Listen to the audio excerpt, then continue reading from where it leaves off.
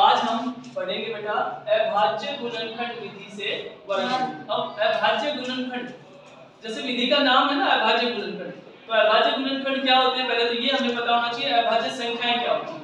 तो अभाज्य संख्याएं जैसे मैंने आपको बताया ना कि अभाज्य संख्याएं वो संख्याएं होती हैं जो स्वयं से और केवल एक से ही भाग होती है, एक से और स्वयं से भाग होती है। तो ऐसे में सबसे पहली अभाज्य संख्या क्या है? 2, फिर उसके बाद 3, फिर उसके बाद 5, फिर उसके बाद 7, ऐसे ही 11, 13, 17, 19, 23, 29 ऐसे आगे तक हम जा सकते हैं। लेकिन जब हम अभाज्य गुणनखंड बनाएंगे तो सबसे पहले हमें 2 से भाग करना है, ठीक है ना। अब 2 से भाग करेंगे तो पता होना चाहिए ना 2 से कौन सी संख्याएं भाग होगी। तो 2 से कौन सी संख्याएं भाग होगी जिसके इकाई का अंक क्या हो? 0, 2, 4, 6, 8। जिसके भी लास्ट में 0, 2, 4, 6, 8 होगा वो 2 से भाग हो जाएगी।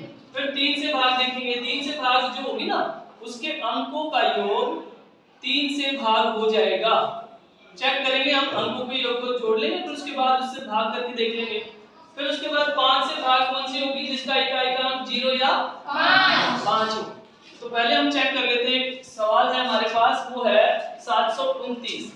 अब 729 में हमने देखा कि भाई ये 2 से तो भाग नहीं होती क्योंकि इसके लास्ट में 0, 2, 4, 6, 8 नहीं है।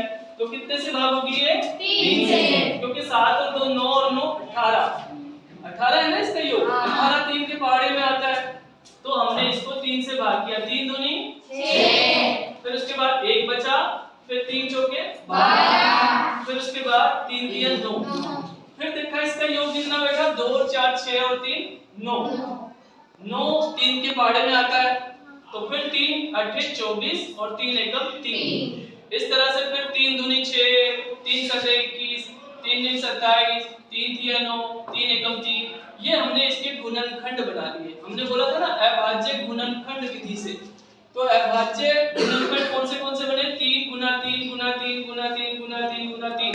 अब ये 6 बार है तो इसके हमने जोड़े बनाने हैं इस तरह से, और जोड़े बना के फिर जोड़ों में से एक लेना है 3, फिर इसमें से एक 3, इसमें से एक 3 और आंसर आ गया हमारा 27। इस तरह से 7744 का भी हम निकाल सकते हैं। ठीक है, समझ में आ गया? Yes sir.